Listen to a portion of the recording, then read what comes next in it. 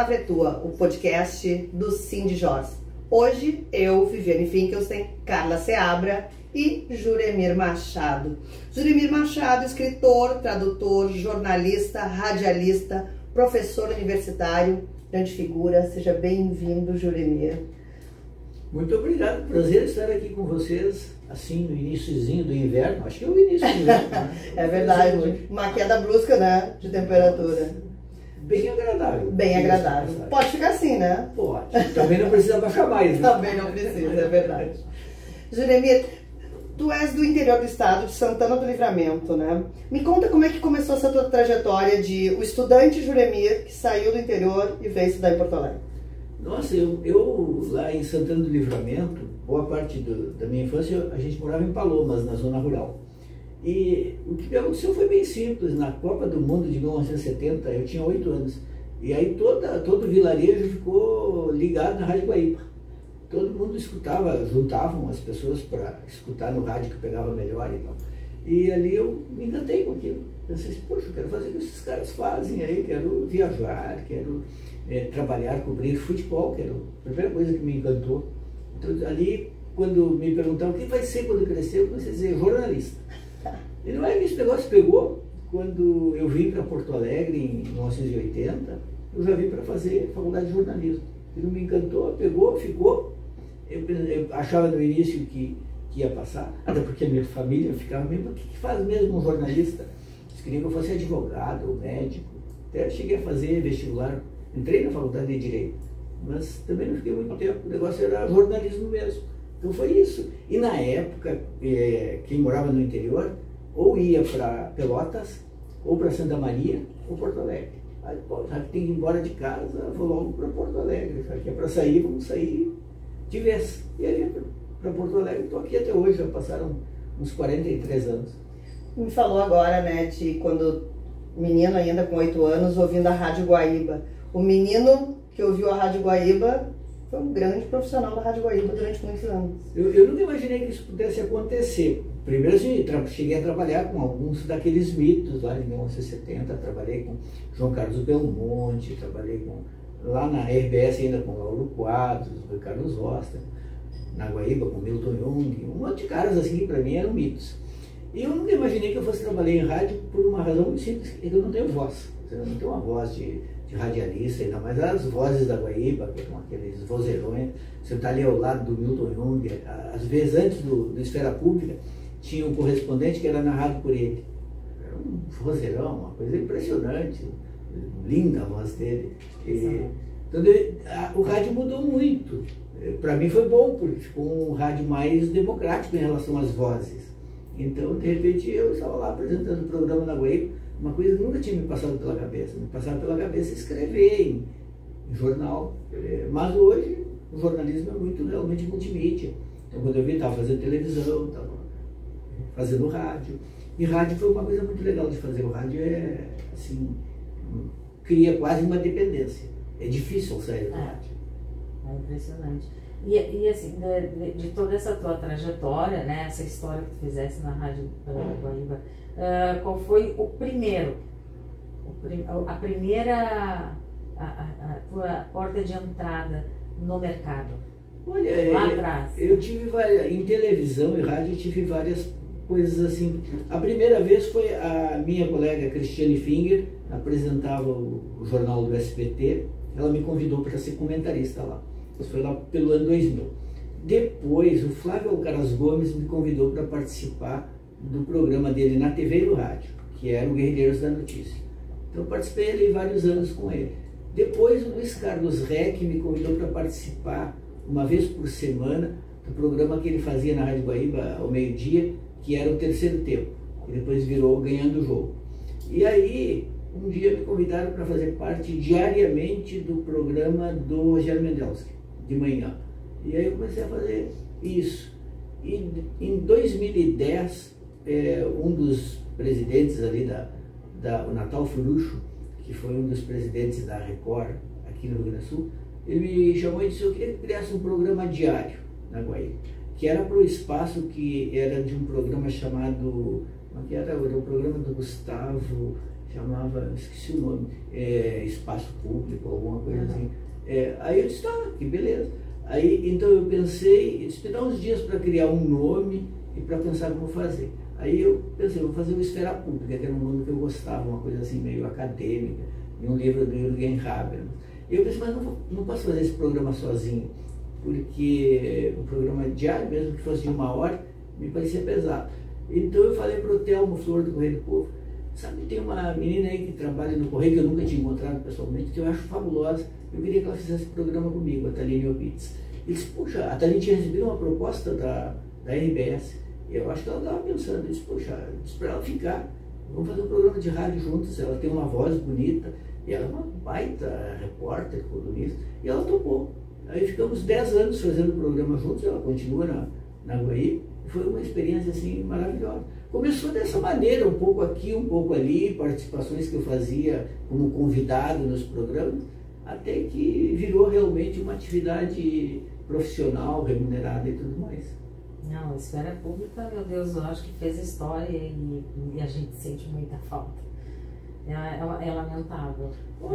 Eu também sinto falta. A Esfera Pública foi, para mim, assim, na minha atividade jornalística, foi um momento muito importante. Começou bem, digamos assim, despretensiosamente, era para ter um convidado, falar de algum assunto do dia, e aos pouquinhos foi crescendo e se transformou realmente num programa de debate, que eu acho que foi um programa importante, porque a principal característica, e era o nosso projeto, era fazer um programa pluralista. Ali tinha que ir esquerda, direita, centro, todo mundo. E a gente conseguiu fazer isso, ia todo mundo. O engraçado é que no final, a extrema-direita começou a dizer que era um programa comunista, porque a esquerda ia também. E na maior parte dos programas a esquerda não vai, ou porque não é chamada, ou porque não acha que o espaço seja legal de ir. Ali para nós era importantíssimo que todos participassem. Claro que um programa diário nem sempre se consegue encaixar 2 da direita, 2 da esquerda. Em algum momento ficava desequilibrado, hoje tem mais direita, amanhã tem mais esquerda. Mas em geral era muito equilibrado com o espaço de esquerda e de direita, caras assim muito conservadores iam. Tem polêmica até hoje, porque a gente levava gente tipo Kim Kataguiri. Para nós era normal, Kim Kataguiri era um ator político como qualquer outro conservador, com tantos outros que iam no programa. Mas também ia, me lembro da gente ter no programa 2 vezes o Cesare Battisti. Então o programa era aberto realmente para todo mundo, no sentido de que se colocando os atores sociais para discutir, o público tira as suas conclusões. A gente acreditava muito na inteligência do público, do ouvinte. A gente colocava para discutir e o ouvinte se posicionava como ele quisesse. E é um erro muito grande que eu vejo, que muitas vezes um editor-chefe, enfim, um responsável por algum programa de TV ou de rádio, menospreza a inteligência do povo. E a gente tem que fazer justamente isso que vocês faziam na Esfera, apresentar, né, as versões, os fatos, e cada um tira as suas conclusões. E aí, aproveitando que a gente está falando da Esfera, direita, esquerda e tal, quando é que a política entrou assim na tua vida, com essa força que acabou te caracterizando também? Uma ótima pergunta pelo seguinte, o jornalismo ele vai bifurcando, e quando a gente vê, a gente está fazendo coisas que não imaginava. Como eu disse para vocês, quando eu saí de Livramento para estudar em Porto Alegre, eu queria ser jornalista esportivo. Mas quando eu cheguei aqui, comecei a fazer a faculdade, logo eu vi que na verdade eu tinha me afastado do esporte, que meu negócio era a cultura. Era um cara assim, que gostava de literatura principalmente, de cinema. E aí chegou um momento que eu estava na editoria de esportes da Zero Hora, eu tinha ido cobrir a seleção brasileira na Venezuela, eu era possivelmente, talvez não acontecesse, mas eu tinha alguma chance de ir para a cobertura da Copa do Mundo na Itália em 1990. Mas aí eu falei o seguinte, eu não quero ficar aqui no esporte, eu quero ir para o segundo caderno. Foi uma coisa assim meio chocante para todo mundo, como alguém larga o esporte para ir para o segundo caderno. O segundo caderno tinha poucas viagens, ou quase não tinha viagem. Mas eu não estava querendo ir para a Itália, eu queria ir para o Festival de Cinema de Gramado. Então eu consegui que o Juarez Fonseca me aceitasse no segundo caderno. Eu mudei completamente a minha atividade, fui fazer o jornalismo cultural que eu queria fazer. Mas chegou um momento também, quando a gente é mais jovem, toma decisões assim mais corajosas e mais rápidas. Por exemplo, chegou um momento que eu não queria mais, eu queria ir para a Europa estudar. Porque eu sempre tive um pé na universidade e um pé no jornalismo. O que me ajudou e me atrapalhou. Me ajudou porque isso abriu vários caminhos. Então chegou uma hora que eu disse, eu quero ir embora para Paris fazer um doutorado. Aí eu fui lá falar com o Carlos Selberg, que era o editor-chefe da Zero Hora, e disse, eu vou embora para a França, eu ganhei uma bolsa para fazer doutorado na França, vou embora. Vocês poderiam me aproveitar lá, poderia ser correspondente, ou mandar alguma... Não temos interesse. Então, tu podia me fazer um favor? Eu disse, bom, podia me demitir para pegar o fundo de garantia, então podia me demitir, me demitiu. E eu fui. Mas tem vezes em que as coisas acontecem muito inesperadamente. Eu estava em Paris, depois, estava lá já fazia mais de um ano, e eu mandei um bilhete para um grande amigo que eu tinha, que era o Ricardo Carli, era um jornalista da Zero Hora, era meu amigo de faculdade e tudo mais. Eu não sei o que eu dizia exatamente, era um bilhete que eu deixou em cima da mesa, uma história que parece inverossímil. Mas eu deixou, na época se escrevia bilhetes. Eu mandei um bilhete por uma pessoa para ele, que vinha de Paris, e eu deixei o bilhete em cima da mesa, e o Augusto Nunes, que era o terrível Augusto Nunes, que estava mandando na Zero Hora e tal, mas ele leu e disse, pai, esse cara escreve bem, quem é esse cara? É o meu amigo Juremir, que estava morando em Paris fazendo doutorado. Eu quero contratar esse cara. E ele entrou em contato comigo e me contratou como correspondente. Aquilo que o Velberg não tinha querido fazer, ele veio, me contratou como correspondente. Eu fiz assim 2 anos e pouco de correspondente, viajando muito pela Europa, fiz muita coisa legal. E aí, mas dessa ideia de bifurcações, chegou uma hora que ele disse, quer ficar na Europa como correspondente? Por mais tempo, eu disse, não, eu terminei meu doutorado, quero voltar para o Brasil. E aí eu voltei. Então foram várias etapas assim de coisas que podiam ter ido numa direção e eu mesmo interrompi, foi em outra direção. Eu sempre fiz muito isso. E aí chegou um momento em que surgiu a política, mas surgiu também a política, a cobertura política diária que eu fiz durante 10 anos, surgiu por esse acaso aí, porque esse Natal Furucho, que era um cara assim, de todos os que vieram para aqui, para chefiar a Record aqui, era o mais assim, ousado. Eu acho que até ele se perdeu um pouco por aí, porque ele queria gastar, ele queria fazer coisas. Então ele chegou e disse, olha, quer fazer um programa de política? Porque eu participava do programa do Mendelos que falava muito de política. Então eu quero fazer um programa de política? Ah, quero. E foi assim que eu virei um apresentador de programa político que não estava realmente na minha, digamos assim, nas minhas aspirações. Eu ia aproveitar esse gancho que, pelo comentário da tua vida, acho que isso representa muito nós jornalistas, né? Que é uma profissão movida por paixões. Né? Então, assim, era o momento de estudar e fazer o doutorado, quero voltar para o Brasil, quero sair do esporte, quero ir para o segundo caderno. E quando no meio de tudo isso entrou o professor universitário? Eu sempre quis ser professor. Quando eu fazia o ensino médio, chamado segundo grau, eu comecei no Colégio das Freiras, em Santana do Livramento, fazendo magistério, que formava para ensinar em ensino fundamental. E eu só não fiquei ali naquele curso de magistério, porque era uma situação assim um tanto prosaica para um adolescente. A turma tinha 46 meninas e eu. Era mulher demais para mim. Eu disse, puxa, não... Diria que não é um bom ambiente, né? Muito mimimi, eu não tinha nenhum cúmplice, nenhum parceiro, nem nada, nem para falar assim, olha quanta menina bonita, nada. Então aí tinha um outro curso que era de oficial de farmácia. E tinha 2 meninos. Eu fui para lá, eu troquei para fazer a parceria com eles. Eu me formei nesse negócio de oficial de farmácia. E não me ajudou muito, porque, bom, isso acho que nem existe, mas eu sei que quando eu vim para Porto Alegre, chegou uma hora que eu tinha que trabalhar, e aí eu fui fazer uma seleção na Panvel. Eu pensei, eu vou passar, para ser balconista na Panvel, eu vou passar, eu sou oficial de farmácia. Não, rodei psicotécnico, não entrei. Então são essas coisas assim, eu sempre quis ser professor. E eu sempre tive uma desconfiança em relação ao jornalismo. Eu sempre tive medo de, como eu dizia, de ficar a pé no jornalismo. Eu sempre achei que assim, o jornalismo é uma profissão de alto risco, ainda mais para quem sempre fez opinião como eu. Então eu sempre pensei assim, eles vão me demitir. Eu tive 4 demissões. Eu pensei, eles vão me demitir, eu vou ficar sem emprego. Então eu disse, não, eu preciso fazer outra coisa que seja mais segura.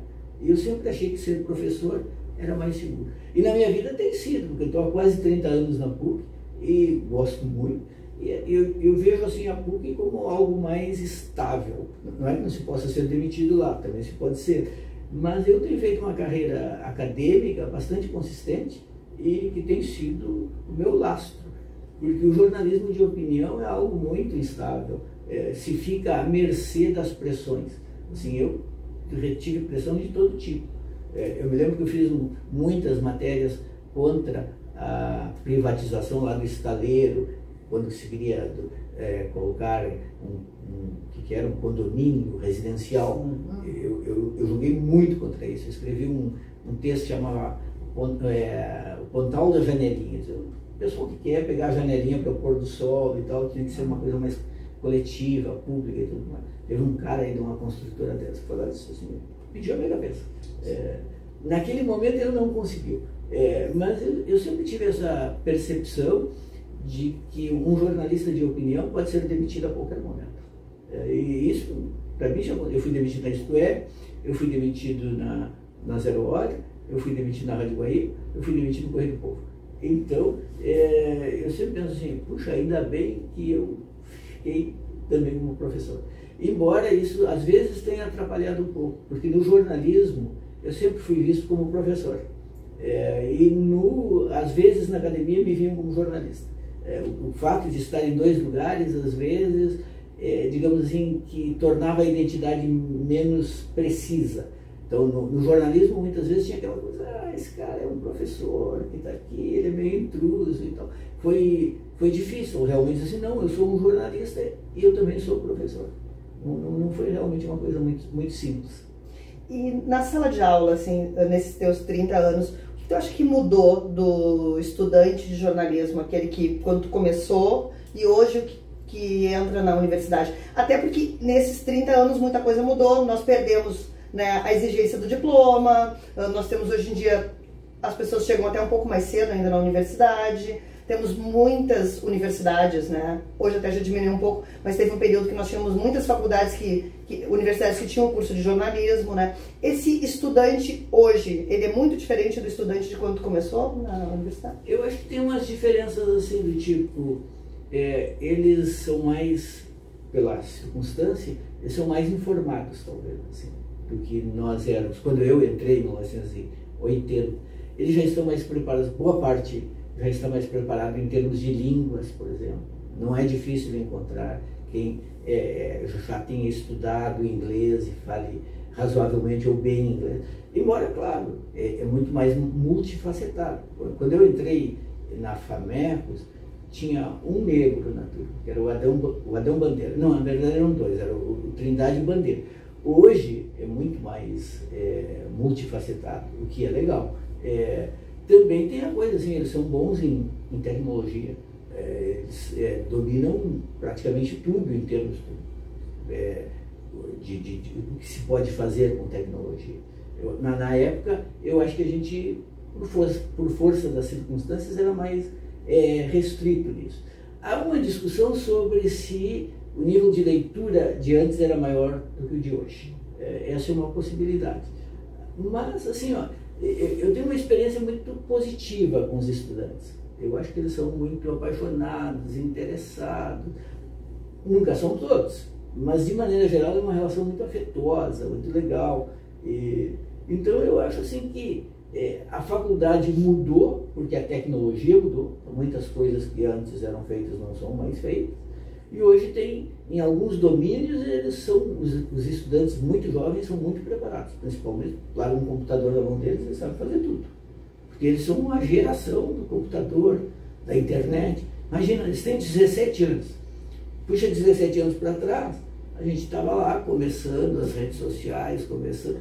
Eles sabem tudo disso aí, tudo. Se tu tens um problema, o computador não está funcionando direito, um aluno levanta e faz funcionar. Eles são muito bons nisso.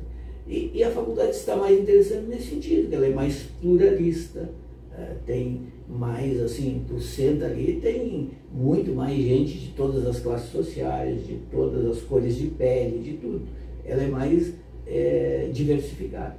Eu creio que a palavra que define hoje o mundo acadêmico, universitário, é diversidade. É um momento realmente assim, de pluralismo, de diversidade. Antes era uma coisa assim muito eu diria assim, muito branca. Ainda mais uma universidade particular? Ainda mais uma universidade particular, sem dúvida nenhuma. Isso mudou bastante. Em termos de conhecimento geral, eu não sei se é impressão minha, talvez isso não aconteça com estudantes de jornalismo especificamente, mas às vezes a gente se depara com jovens que os interesses estão voltados justamente à tecnologia, ao influencer, né, ao blog, ao TikTok e tal. E assim, se a gente quer aprofundar, digamos, um tema mais político, a gente vive política, ou seja, um tema do dia a dia, um tema de atualidade, me parece que falha um pouco o interesse. Não... O grande desafio do professor é o de conquistar o aluno e de trazê-lo para a discussão. Eu, por exemplo, dou 2 cadeiras que são cadeiras teóricas, que são cadeiras praticamente de história. Uma se chama História e Contexto Jornalístico, uma história do jornalismo no Brasil. A outra é uma cadeira de contexto sociocultural. Então, a gente fica lendo Gilberto Freire, Sérgio Buarque de Holanda, a gente fica acompanhando como é que os jornalistas atuaram na independência do Brasil, qual foi o papel dos jornais e dos jornalistas na abolição, na proclamação da República. E aí é uma disciplina que trabalha muito com textos, tem que ler e fazer debates. Então o desafio é sempre provocá-los, seduzi-los, trazê-los para dentro do debate. Em geral funciona. Ontem eu estava falando com o Antônio Rolfo, que é meu colega, que também divide comigo uma dessas disciplinas. Ele estava dizendo, que legal, os alunos leram tudo, tivemos um bom debate. Depende muito de como a gente conquista. É uma coisa assim de realmente motivá-los. Pode funcionar. Eu sempre penso assim, até em relação a quando eu era estudante. Tu tens uma parte da turma que vai se engajar completamente, sempre tem alguns que têm outras motivações. Porque é uma idade muito tenra. Tu pensa assim, o aluno tem 17, 18 anos. É uma época de se apaixonar, é uma época de mudar de ideia, é uma época de tantas coisas chamando, e a sala de aula é uma delas. Então a nossa tarefa é conseguir conquistá-los. Quando a gente consegue isso, o resultado é muito bom. Nem sempre a gente consegue, porque ninguém é super-homem, mas o grande desafio é esse. Ontem ainda tive aula e a gente estava falando sobre jornalismo na abolição. Aí eles se interessam muito, porque é um tema que está muito forte, da questão do racismo, de uma revisão do que foi o Brasil escravocrata, da dívida que se tem com os descendentes dos escravizados. Tudo isso é muito mobilizador. Aí a gente coloca certos temas em discussão, até livros. O livro da Djamila Ribeiro, Pequeno Manual Antirracista, faz um sucesso enorme, porque eles se enxergam ali. Eles querem coisas nas quais eles se enxerguem e tem a repercussão no cotidiano deles. Aí funciona. Interessante. E o jornalismo em si, Joemir? É mais fácil fazer jornalismo hoje? Ele é mais legítimo, não sei se legítimo é a palavra, mas assim, qual é a diferença básica do jornalismo que se fazia há uns 30 anos atrás, mais ou menos? Eu acho que o jornalismo hoje tem coisas que melhoraram e outras não. Por exemplo, quando eu era correspondente da Zero Hora em Paris, eu cobri muito, eu puxava para esse lado, festivais de cinema. Eu cobria o Festival de Cinema de Cannes, de Berlim, de Veneza. E aí, nas primeiras vezes, eu levava comigo uma máquina de escrever Olivetti, uma verdinha portátil, como se diz. Eu tenho. E que eu tinha, minha mãe comprou com muito esforço quando eu fui estudar jornalismo. E eu levava. Chegou um momento que eu levava já um notebook, mas tinha medo que não funcionasse, porque desse algum problema, eu levava a máquina também. E a grande revolução daquele momento era o fax, para enviar as matérias por fax. Porque quando fazia uma reportagem, alguma coisa de mais fôlego e que tivesse fotos, aí tinha que botar tudo no envelope, os filmes, às vezes as fotos reveladas, e as laudas, ir ao aeroporto em Paris, esperar encontrar alguém que aceitasse trazer. Entregar um envelope lá, por favor, vai ter alguém da Zero Hora no aeroporto e vai interpelar. E, por favor, leve, não vai esquecer, não vai perder, não vai jogar fora. Vai deixar dentro do Às vezes um conhecido, quando dava sorte, ganha de Porto Alegre, leva aí. Nesse ponto melhorou muito. Muito, muito, porque hoje não precisa mais tudo isso. E também no sentido de acesso a fontes. Hoje é muito mais fácil e para fazer coisas, ou para convidar alguém em Paris, vamos fazer uma live, e melhorou muito nesse sentido. Onde eu acho que ficou mais complicado é na questão, por exemplo, da verificação. Às vezes tem muita pressa, então um quer ganhar do outro, aí fica mais superficial, às vezes não se checou corretamente e pode ter erro por aí. E também ficou mais, digamos, vigiado por todo mundo. Qualquer erro é um erro que é visto e apresentado para todo mundo. É pintado. Nossa, isso em todas as áreas. A gente acaba de fazer um livro de rede de pesquisa acadêmica, que saiu pela Sulina aqui de Porto Alegre, e aí as primeiras páginas já estão lá para o pessoal conferir, né, no site da editora. O sobrenome de uma menina no e-book estava errado. O livro, assim, faz 24 horas que o livro está disponível. Menos de 24 horas depois eu disse, meu nome está errado no sumário. E já corrigimos também. Sim. Mas tudo é mais vigiado, tudo é mais controlado, tudo é mais... tudo está assim, sob permanente vigilância. Isso é bom e é ruim, porque eu acho que o pior de tudo é a aceleração. Querer fazer muito rápido, querer fazer na frente de todo mundo. Eu postei outro dia, o jornalismo não é, antes de tudo, dar a notícia em primeiro lugar. Talvez o mais importante seja dar a chave última para a interpretação daquilo.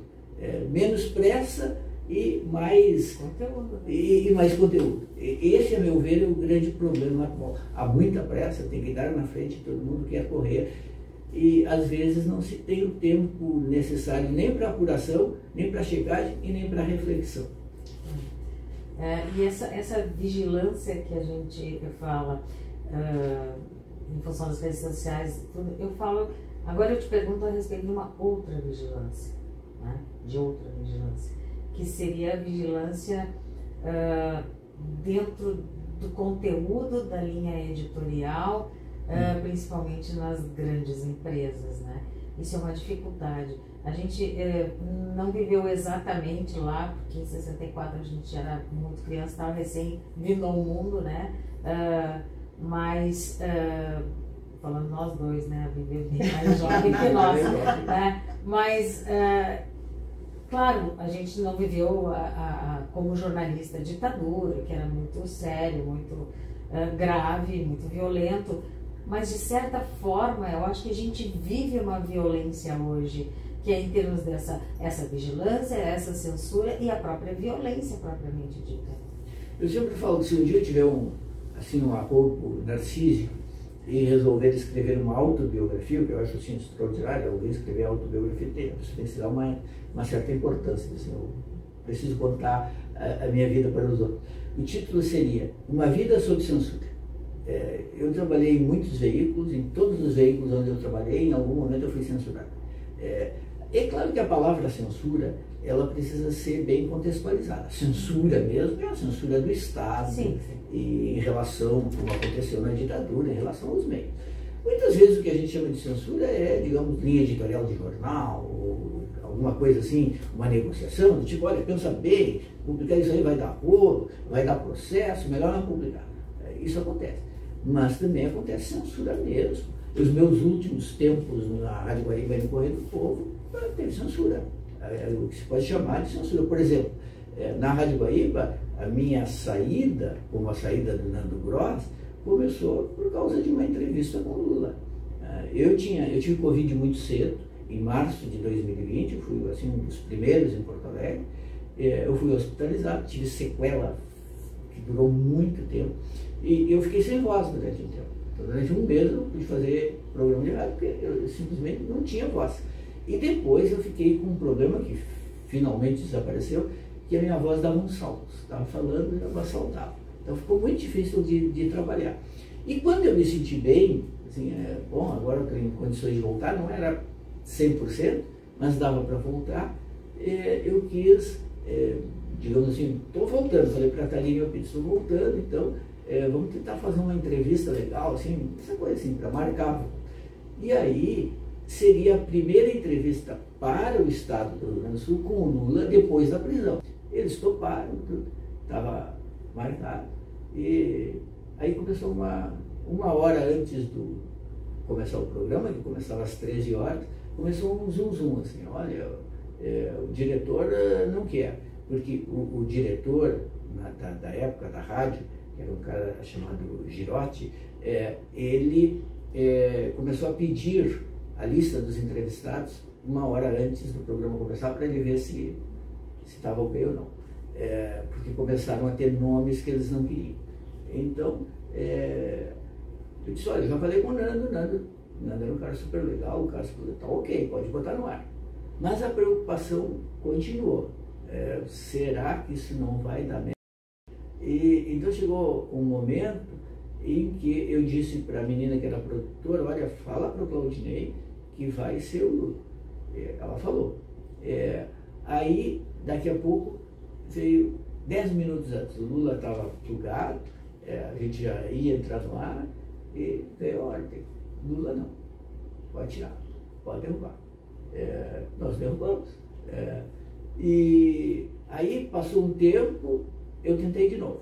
Olha, eu quero entrevistar o Lula, falei para o Sidney Costa, um dos chefões ali, eu quero entrevistar o Lula. Aí ficou aquilo, até que veio a ordem dizendo, Lula aqui não. Lula não fala mais na Guaíba.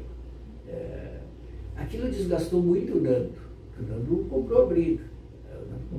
Não, isso não pode, nós fazemos jornalismo.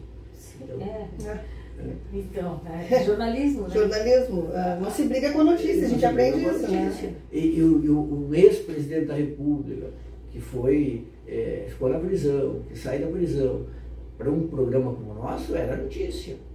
Claro que sim. Era isso que nós, digamos assim, vendíamos para o público. Era, tanto de direita quanto de esquerda, dar voz, dar espaço, para quem fosse, né? Para quem fosse. E obviamente que a gente também ia questionar o Lula, não era uma entrevista para adular o Lula. Sim. O modelo que a gente fazia no Esfera Pública não era um interrogatório policial. Isso a gente não fazia com ninguém. Mas também não era uma conversa de compadres. A gente fazia perguntas duras, fazia perguntas firmes. Às vezes o entrevistado podia se sentir até constrangido. A gente fazia. Eu me lembro uma vez, eu perguntava para um vereador, assim, afinal de contas, o senhor é ou não é corrupto? O cara veio um choque assim. Então a gente perguntava as coisas. Bom, mas a entrevista foi derrubada. E a segunda tentativa também não foi possível. E aquilo desgastou completamente a relação. E, bom, no Correio, o Telmo Flora, diretor do Correio, é uma pessoa maravilhosa, um grande jornalista, um grande editor, todo o respeito por ele. Mas chegou um momento que as coisas vinham de cima. Esse Sidney Costa começou a, assim, de 5... Eu podia ter feito um livro, foi uma coisa que eu falhei, eu devia ter guardado os textos para publicar um livro, que o título seria censurado. Chegou um momento assim de cada 5, 6 textos, 3, 4 não passavam. Tinha que mandar uma coluna inteira de novo, porque aquela não passou. O cara simplesmente dizia, isso não quero. O fato de já ter que passar por um crivo, né, acima, a coluna já é muito complicado. Durante muito tempo não foi assim. Eu fiz 22 anos a minha coluna no Correio, 22 anos, 14 anos diariamente. Durante muito tempo não teve isso. Eu tive duas fases. Eu comecei no Correio quando eram os ribeiros todos. Ali tinha coisas que não passavam. Eu não ia escrever um texto sobre criticando os produtores de soja, não ia passar. Então, de vez em quando tinha algum texto que não passava. Mas era muito, assim... Era mais comercial, né? Sim, função comercial. Acontecia muito raramente. Depois, teve uma fase, a Record chegou em 2007. De 2007 até 2018, para mim, pessoalmente, foi tranquilo. A gente percebia isso. Na rádio, no Correio, era assim... Eu tive muita liberdade nessa época.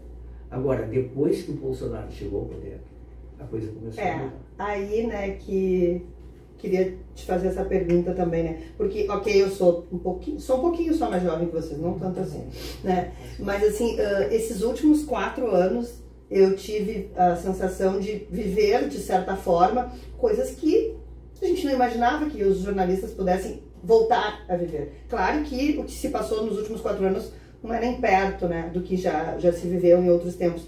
Mas censura, sim, violência, né, agressão, de fato, notícias, fake news, um presidente que desfazia da nossa profissão, né, e desfazia do nosso conhecimento e tratava jornalista como cachorro, né? Vamos combinar, né? No nosso coletivo. Não, cachorro bem tratado. Não, mas os cachorros maltratados. Tratava como se trata os cachorros, como não se deve tratar os cachorros, né? Como os maltratados. Então, assim, esses últimos 4 anos, eles fizeram um mal tão grande que eu não sei quanto tempo a gente vai precisar para tirar essa mancha da nossa vida. A Guaíba e o Correio do Povo, eles se bolsonarizaram, digamos assim, gradualmente. Em 2018, eu mesmo tive uma briga com o próprio Bolsonaro, na Guaíba, uma manhã em que ele deu entrevista para o Rogério Mendelski, mas podia falar, eu não podia fazer perguntas. Então, eu saí do programa ao vivo. Eu disse, bom, então não posso perguntar, não quero mais ficar no programa.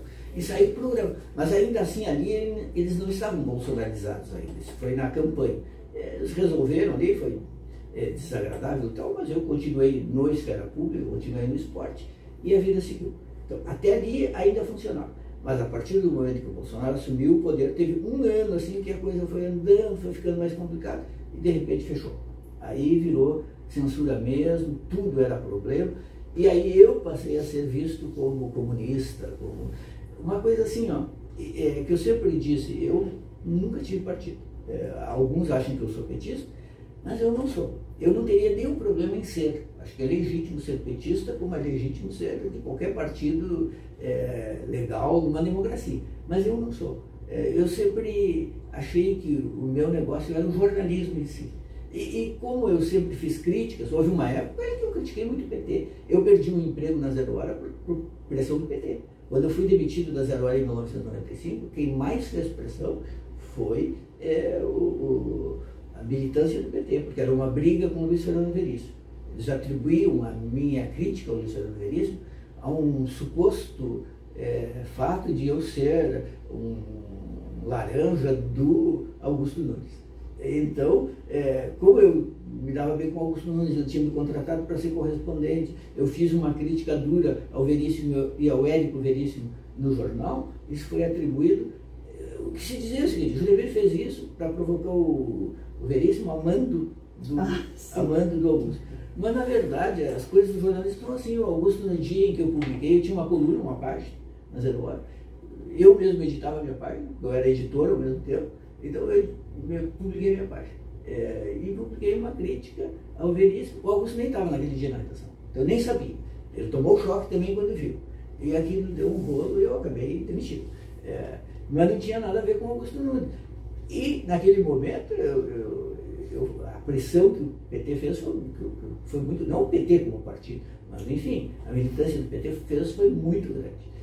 Bom, então, ali naquele momento eu era considerado como um jornalista de direita, antipetista, que eu não me via assim. Eu tinha voltado da França, onde, pós a queda do Muro de Berlim, havia uma crítica muito forte ao stalinismo, a uma forma, um esquerdismo que era considerado meio ultrapassado. E eu tinha essa visão, talvez por influência dos anos que eu tinha passado na França. Então, eu sempre me considerei assim, um jornalista independente, que é a coisa que eu mais prezo. E o que é a independência, no fundo? Independência é a possibilidade de estar livre para desagradar todo mundo. Criticar um dia um, elogiar outro dia. E isso me trouxe muito problema. No final, na Guaíba, eu saí rotulado como o petista, o comunista. Que eu não era. Claro, entre o Bolsonaro e o Lula, é claro que eu prefiro o Lula. Mas eu acho que isso é uma coisa de racionalidade, de gostar da democracia. Enfim, essa parte foi muito difícil porque não era mais a Guaíba que a gente conhecia. A Guaíba, em determinado momento, e o Correio do Povo, foram assim espaços de quase de resistência. Eu acho que teve um momento até que eu disse uma coisa, eu acho que eu disse para um amigo, essas coisas são terríveis, eu disse, olha, a gente está conseguindo fazer na Guaíba um espaço de democracia tão ampla que não tem nos outros veículos. Eu acho que essa é a marca que a Guaíba está explorando nesse momento e que é muito legal. E daí isso começou a ser visto como, viu só, estão fazendo uma rádio comunista. Então, foi um momento até meio bizarro. E é interessante mesmo, né? Porque essa era a visão que a gente tinha, né? De que a Guaíba e o Correio, eles estavam assim, à parte de qualquer tendência. Eles não estavam comprometidos, Exato, né? Era muito bom, muito, de repente, meu Deus, não dá para ler, não dá para ouvir. E isso não tem a ver, claro, com Telmo. Não. Evidente que não. Claro que As não. pessoas têm cargos de chefia, é muito complicado, até porque todo mundo tem um boleto batendo na porta. Claro. Agora, esses caras, essa última geração, por assim dizer, de chefes que eles trouxeram, principalmente esse Sidney Costa, foi uma grande decepção. No início ele era um cara que parecia bem ponderado, assim, quase tímido, e depois ele foi se revelando assim, de um bolsonarismo feroz. E aí eles fizeram uma virada, tiraram ali na Rádio Guaíba. Quando eles derrubaram o Nando, eu pensei, bom, a minha hora está chegando. Porque aí eles colocaram o Guilherme Bauman, que puxou completamente para a direita, e todo mundo que eles consideraram como de esquerda foi sendo expelido. O meu esquerdismo, eu sempre digo, era um esquerdismo pluralista. Assim, quando eu olho para trás e penso em quem eram as pessoas que participavam do Esfera Pública, assim, acho que entre os que mais participavam estavam o Nelson Marquesão Júnior.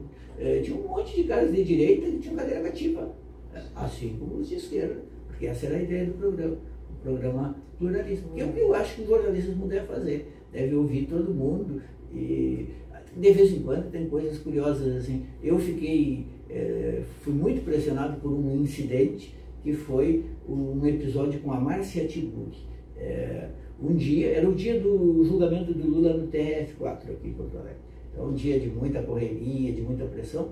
A gente ia acompanhar os votos dos desembargadores e pontuando com comentários de convidados. Então, nós precisávamos de um convidado que fosse pró-Lula e de um convidado que fosse lava-jatista.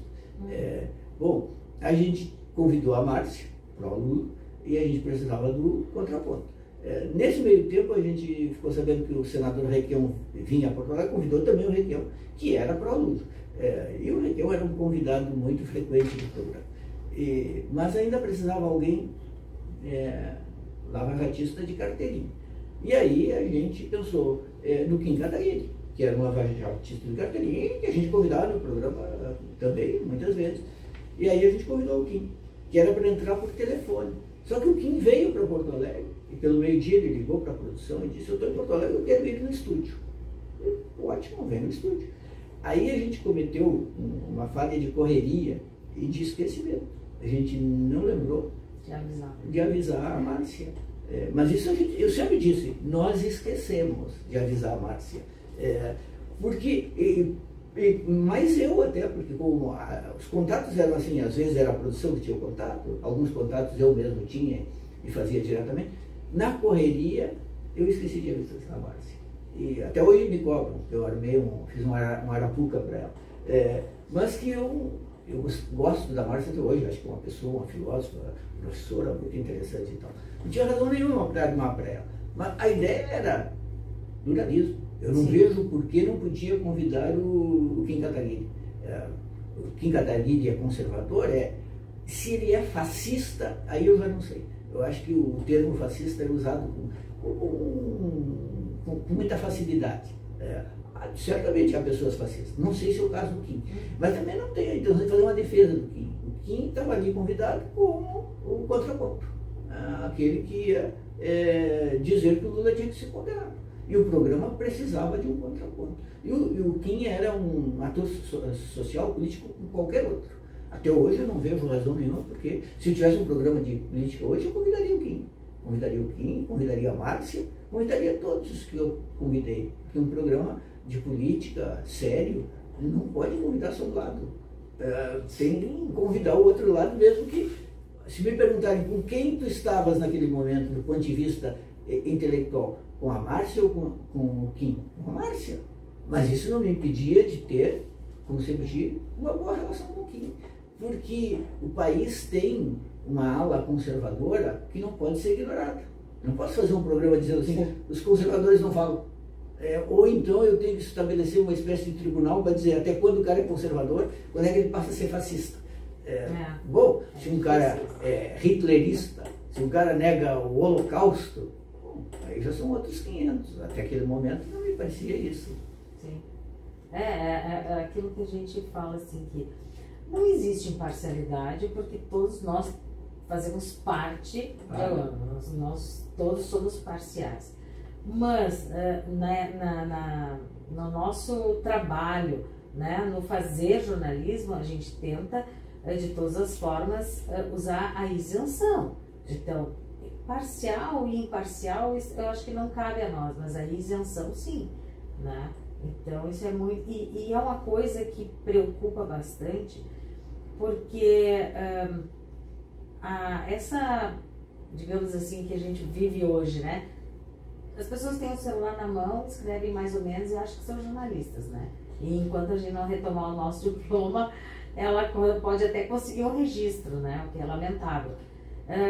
E isso também é, digamos, um meio muito propício para a disseminação de fake news. Como é que tu avalias esse momento que a gente vive das fake news? Eu acho que, digamos assim, é o vírus do momento.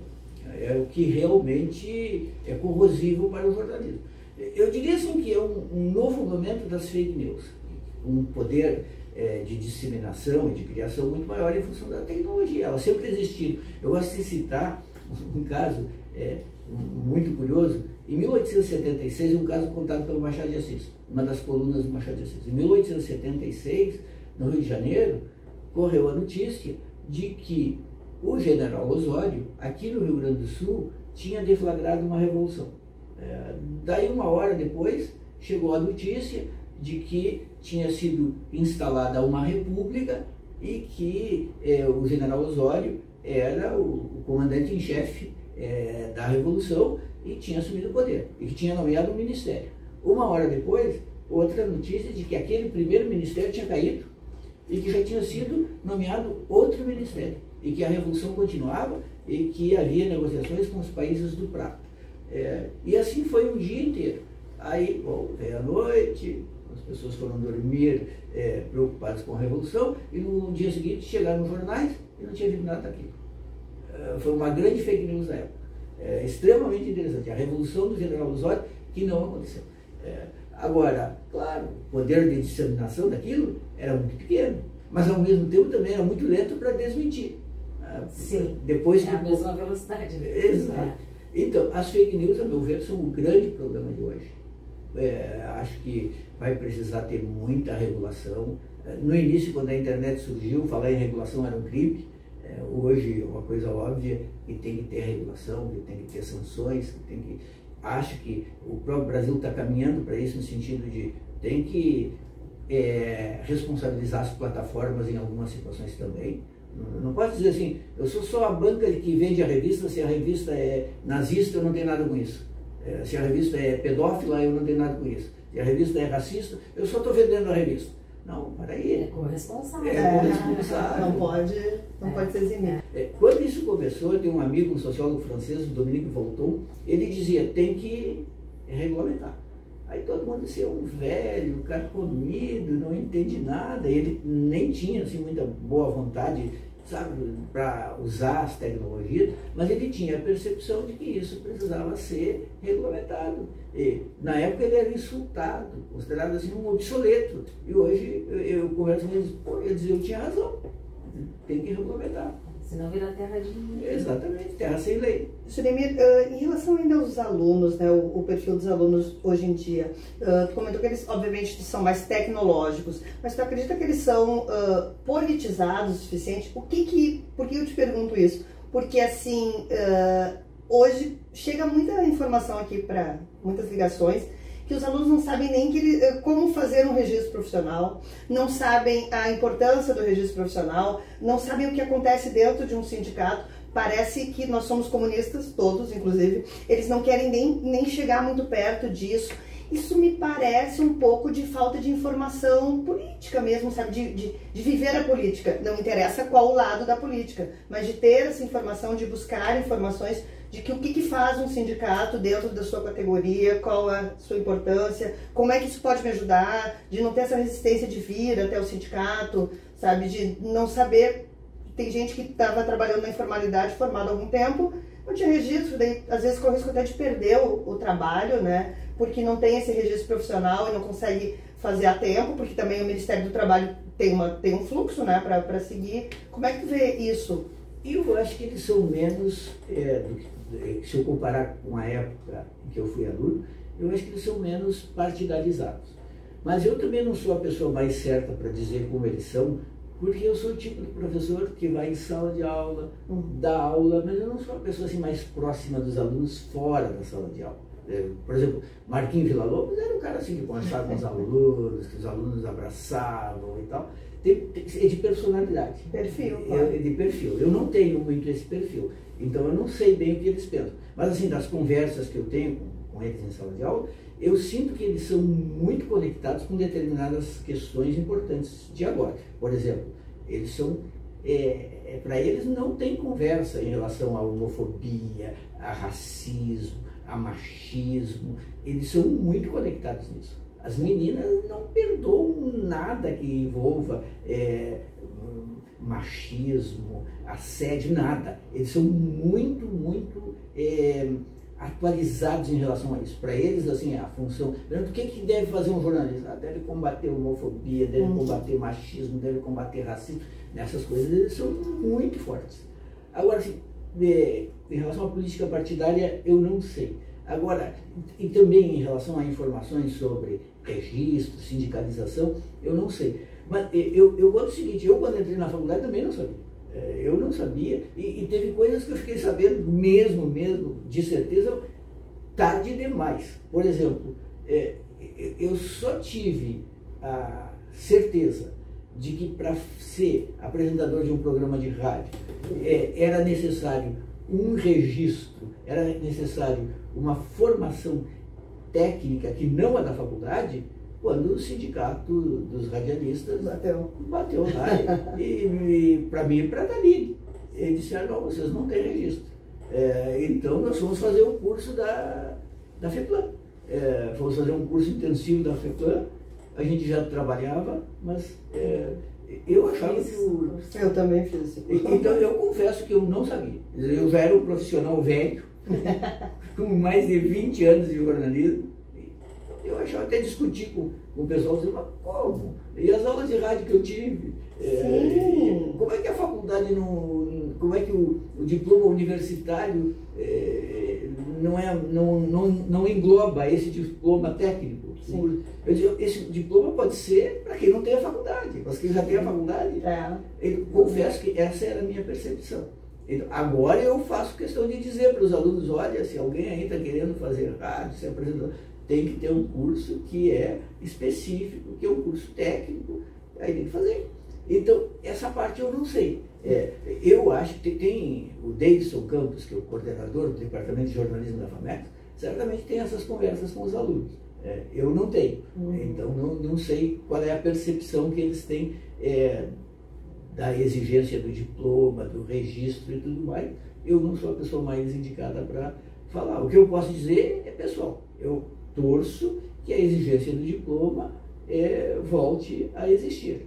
Acho que a faculdade conta muito para a formação do jornalista. Acho que uma jornalista sem a faculdade, um jovem que entra no jornalismo sem a faculdade, ele vai ter muita dificuldade para realmente fazer adequadamente. A faculdade é um divisor de águas. Na minha vida foi tudo. Com certeza. Disso eu não tenho dúvida nenhuma. Com certeza. E na tua percepção, tá? Na tua opinião, a importância do sindicato na vida do jornalista como categoria? Eu sou muito a favor dos sindicatos. Assim, uma das razões da minha, digamos assim, talvez até da minha queda na Rádio Guaíba, foi a proximidade com os sindicatos. porque vários sindicatos patrocinavam o programa. A gente começou a ser patrocinados por vários sindicatos. Os sindicatos faziam os anúncios dos nossos patrocinadores, às vezes eram muito fortes assim, em relação aos nossos próprios entrevistados. Era um sindicato dizendo: o governador, o CEPES, por exemplo, o governador mente, dizia isso no intervalo. Nenhum governador nunca reclamou, mas o entorno reclamava. Como é que vocês deixam isso acontecer e tal? Um patrocinador, como qualquer outro. Eu acho os sindicatos fundamentais. Eu estou acompanhando a situação da França agora em relação à reforma da aposentadoria, a passagem para 64 anos, os franceses não querem, o projeto foi aprovado por decreto e a França está inconformada. Milhões de pessoas saem às ruas, aquilo continua. E eu sempre digo, ainda disse para um amigo francês hoje antes de vir aqui, eu fico com inveja da França. A reforma previdenciária aqui passou como se fosse quase nada. Apesar da luta dos sindicatos, a população não abraçou, né? Exatamente. Eu sou muito a favor. Eu acho que os sindicatos cumprem um papel fundamental. As categorias precisam se organizar. E tudo que a gente tem hoje é conquista das próprias categorias. Em algum momento, se a gente tem fundo de garantia, se não tiver isso, é a uberização total.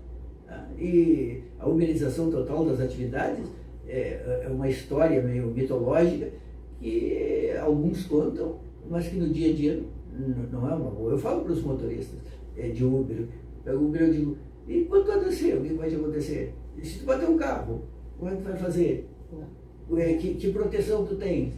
Nenhuma. O que a gente tem para vender? A nossa força de trabalho. Se eu não tiver nenhuma proteção, se eu adoecer e não tiver nenhum amparo, como é que eu me viro? E com os salários que as pessoas ganham, a pessoa vai ter uma poupança. Não, se eu adoecer, eu pego o dinheiro da poupança. Não existe. E até mesmo para pagar o plano de saúde. Exato. Eu acho que país, democracia tem duas ou três coisas incontornáveis. Uma é a liberdade de expressão. Jornalismo. Não tem país sem democracia. Não tem democracia sem jornalismo. Não tem. O jornalismo é fundamental. E eu acredito naquela história. O jornalismo é contar o que alguém gostaria de esconder.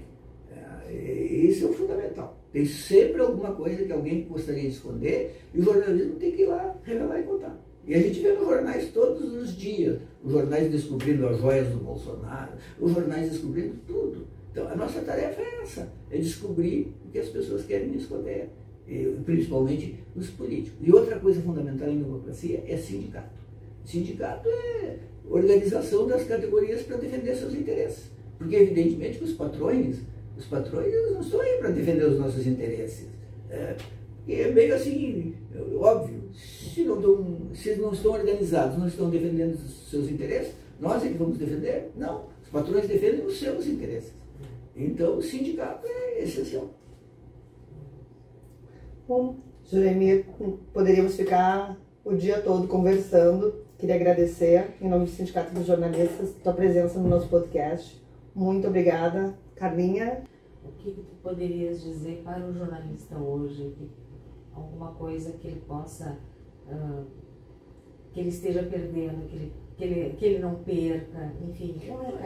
Eu diria o seguinte, tenham a certeza, talvez nunca o jornalismo tenha sido tão essencial quanto hoje, por várias razões. O jornalismo é essencial porque as redes sociais não fazem jornalismo. Quem faz jornalismo são os profissionais. O jornalismo é fundamental para a democracia. Nesta época de fake news, o nosso papel é ainda mais importante, porque cabe a nós, a todo momento, dizer o que é mentira, o que é verdade. Outra coisa, eu diria assim, não deixem de acreditar que existem verdades factuais. A ideia de que tudo depende de interpretação, ela tem um limite. Tem várias coisas, tem milhões de coisas que não dependem de interpretação. A Terra não é plana. Isso não depende da minha opinião, são coisas evidentes, assim, todos vamos morrer, não depende de interpretação de ninguém, de opinião de ninguém, é um fato objetivo. Existem muitas coisas objetivas, existem muitos fatos que os jornalistas podem apurar e mostrar. Nós somos assim os zeladores das evidências. Quando alguém está dizendo, negando as evidências, o nosso papel é apresentar as evidências para que a população perceba e tome as decisões corretas. Então, mais do que nunca, nós precisamos de jornalismo livre, de jornalistas independentes, jornalistas que tenham a coragem de desagradar a todos, se necessário. Muito obrigada. Eu agradeço muito a vocês pelo espaço, pela simpatia, pelo carinho. Muito obrigado.